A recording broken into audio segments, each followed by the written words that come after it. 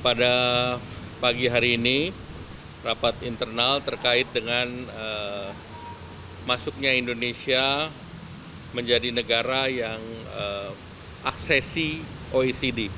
Jadi negara aksesi itu negara yang dalam proses menjadi anggota. Nah, Indonesia sejak 2007 itu menjadi mitra OECD bersama Brasil, India, Cina, dan Afrika Selatan.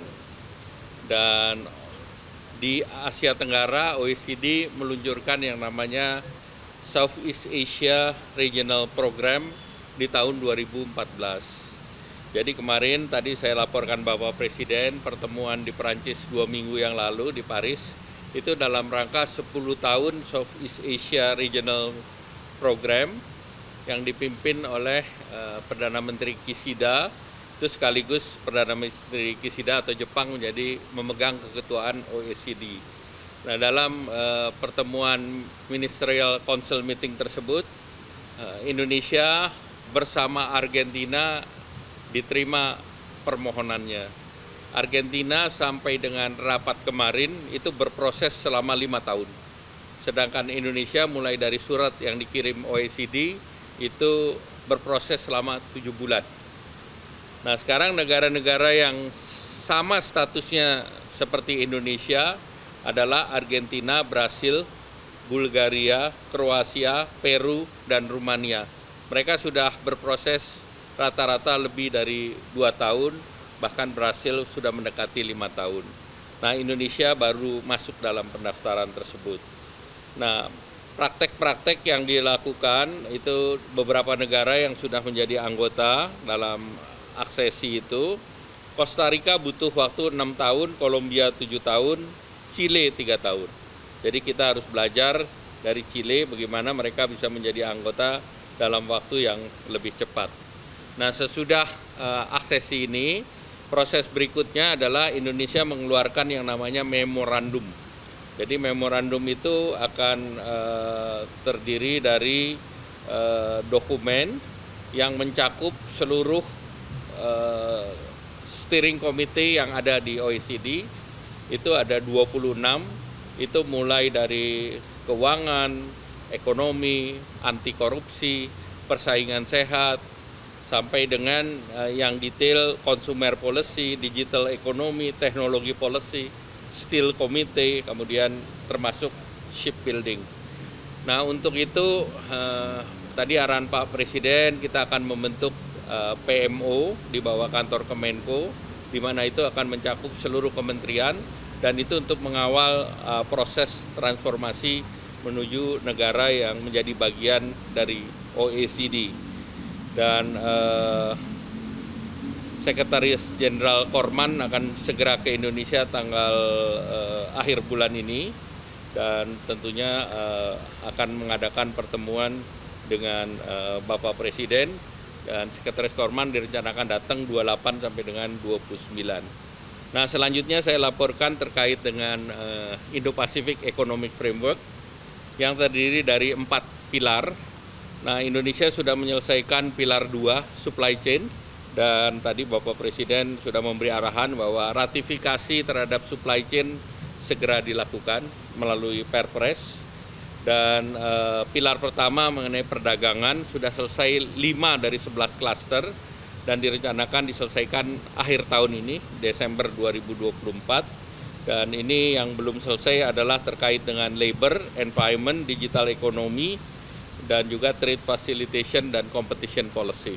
Itu yang belum selesai seluruh negara, bukan hanya Indonesia.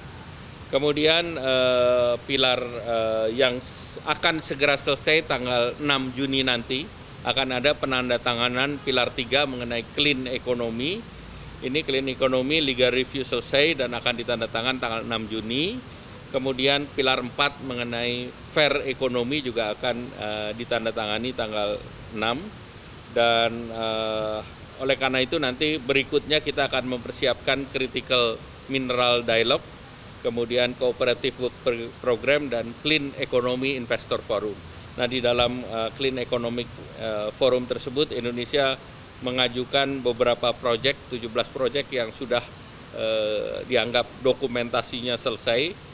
seperti geothermal, kemudian green refinery, kemudian sorghum to biofuel, blue ammonia, dan sebagainya. Kemudian tadi juga kami laporkan kepada Bapak Presiden terkait dengan semikonduktor, dan semikonduktor ini penting karena dalam OECD salah satunya juga akan mengirim fact-finding mission mengenai ekosistem semikonduktor di Indonesia di pertengahan tahun ini. Nah, semikonduktor itu menjadi bagian yang strategis selain critical mineral. Jadi di dunia sekarang dua hal yang sedang mengalami pembahasan kuat, yaitu critical mineral. Critical mineral itu Indonesia sudah lebih dulu dengan undang-undang mineral batu bara di 2009 dan sudah direvisi. Sedangkan Amerika baru melalui Inflation Reduction Act dan Eropa dengan Critical Mineral Act yang di tahun lalu.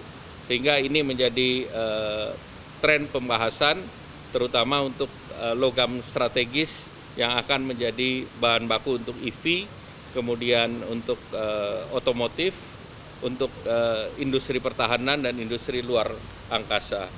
Nah, semikonduktor itu mengikuti dari industri digital. Dan semikonduktor itu Indonesia harus membangun kembali ekosistem karena yang utama daripada industri semikonduktor adalah chip design. Chip design itu adalah membutuhkan ahli di bidang microelektronik. Oleh karena itu tadi arahan Bapak Presiden juga LPDP untuk didorong untuk memberikan beasiswa, melakukan training for the trainer. Dan saya laporkan dalam pertemuan dengan Menteri di Jerman, kita mempersiapkan SDM Indonesia untuk dikerjasamakan dengan Jerman sehingga bisa ikut dalam sekolah chip akademi yang ada di mereka, kemudian juga bisa magang di perusahaan-perusahaan semikonduktor yang sedang mereka buat. Jadi investasi Jerman sendiri untuk semikonduktor ke depan ini 13 miliar US dollar. Jadi kita sebetulnya bersaing dengan negara-negara tersebut untuk melakukan investasi di Indonesia. Mungkin itu saja. Terima kasih.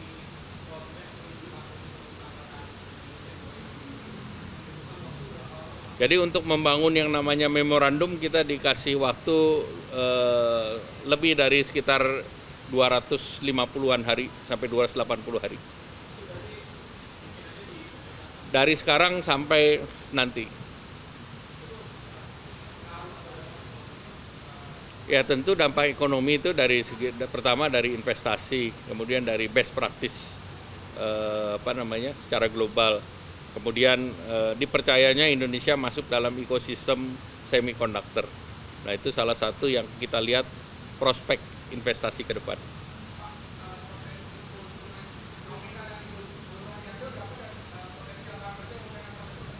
Ya, pertama kan ini bukan proyek investasi.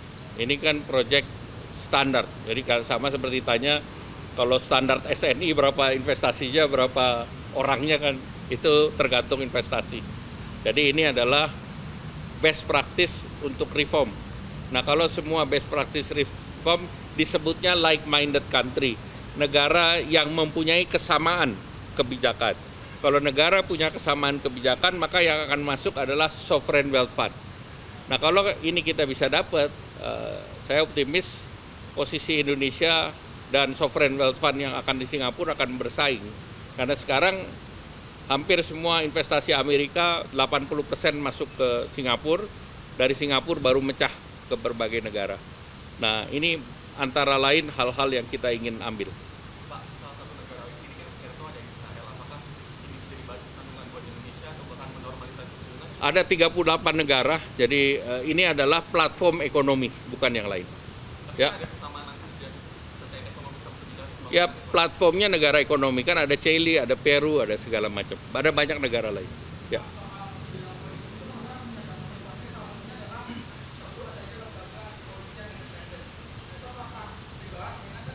Itu mitranya di sini namanya KPK. Jadi itu sudah masuk dalam pembahasan karena KPK juga menjadi bagian dari FATF, Financial Action Task Force. Ya, oke. Terima kasih. waktu 3-4 tahun. Jadi tidak ada satu negara pun yang 1 tahun langsung diterima. Untuk yang lain aja, misalnya contoh satu lagi CPTPP, itu Inggris butuh waktu hampir lebih dari 2 tahun untuk itu. Targetnya ada berapa tahun gitu Pak? Kita targetnya 3 tahun, sama seperti Chile. Dan arahan Pak Presiden juga untuk perjanjian lain seperti CPTPP, karena kita sudah masuk di OECD, masuk di IPEF, masuk saja perjanjian itu. Karena itu akan membuka pasar seperti Inggris, Meksiko, dan yang lain.